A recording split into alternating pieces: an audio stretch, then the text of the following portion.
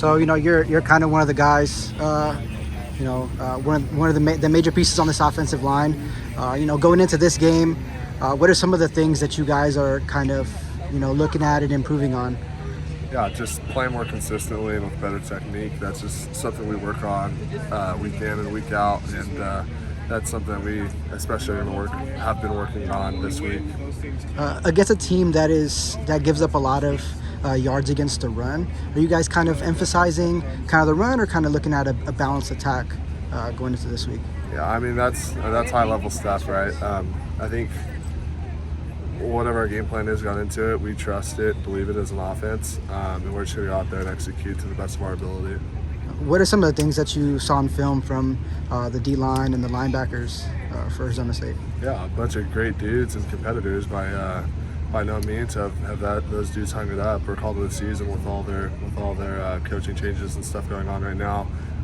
We're looking forward to the opportunity to compete with them, and been putting in some of those guys for a while now. Number 8, Merlin, he's awesome, linebacker, and so we're just looking forward to this weekend. Obviously, it wasn't Caleb's best game. I'm sure he'd even admit that. But how do you see him just kind of bounce back from that, not only in the moment, but kind of after the game, too?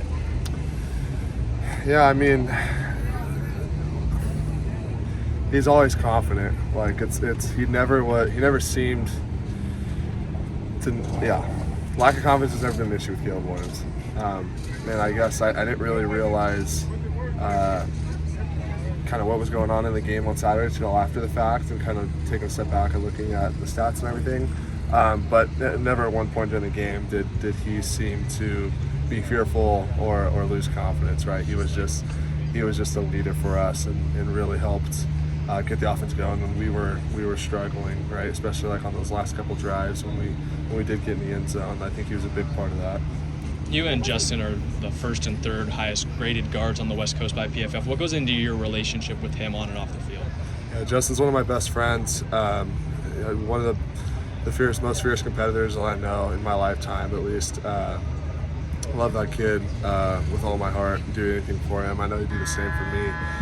But we just his competitive spirit just it wears off on other people, especially when we're over there in the playpen and it's hot and we're on the turf and things get tough during our individual periods. I mean, you talk about a dude who just brings it consistently and unconditionally, like Justin Dudich. He's that dude. During the kneel and nudge, what went into your thinking to kind of go behind and take a different route while Brett and Jonah had kind of the push on Caleb? Yeah, so I saw Caleb get stood up, and then Brett was a little bit in front of me, right? So I knew he was just going to take the approach and just go head on. And I figured I wasn't going to be able to do a whole lot just hitting him in the back, right? So I thought I'd kind of come in from an angle and just hit the first opposite color that I saw. So that was kind of the thought. I didn't even realize, I did realize actually it was 4th down. I didn't realize where he was though in relation to the sticks. So I'm glad that we just sold out, because really I think that was one of the biggest plays of the game by far. That season, really. You mentioned previously that Coach Henson has said that there's a growth between Game 2 and Game 4 now that you're past Game 4. Did you guys see that growth?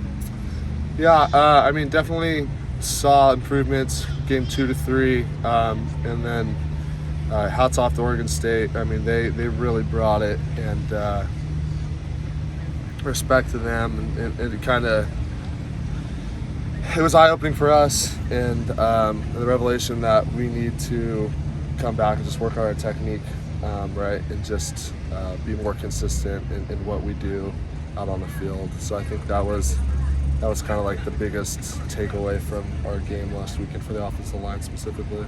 What's really stood out to you about Eric Gentry, both going up against him in practice and then from the sideline during games? Yeah, I mean, you talk about a guy who just could cover space and is just so long, right? And I think because of his weight in relation to his height, like he just looks so much longer than what he really is. And I'm not taking anything away from him. He is long and he is tall and stuff.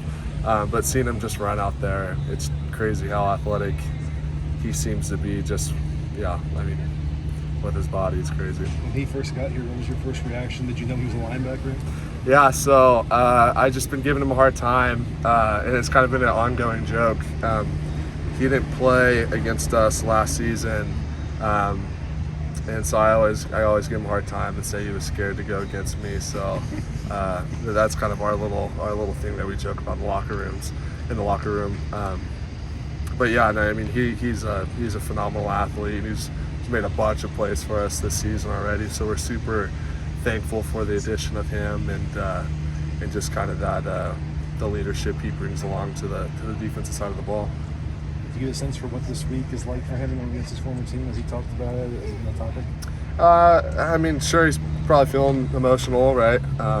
He has, not that I know of, talked about it, anything specifically. But, I mean, I'm sure it has to be pretty emotional for him, right? Going against a former team and all the teammates that he had strong relationships with and coaches as well.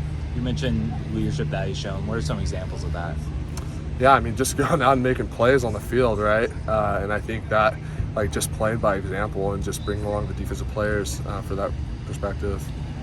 What lessons do you learn from some of those offensive struggles last week that you think will carry with you through the rest of the season, and how important was that with where that game fit into the schedule? Yeah, just the old saying, like, the hay's never in the barn, right? Like, it's just something. Being the line specifically, it's just one of those positions where you have to consistently perfect your technique and kind of refine that, right? Because as soon as you lose your technique, it's crazy. You can go from being an elite player, and as soon as you quit relying on your technique and you just go out there and play street ball, as people would say, it's astonishing what happens to you as a player. You just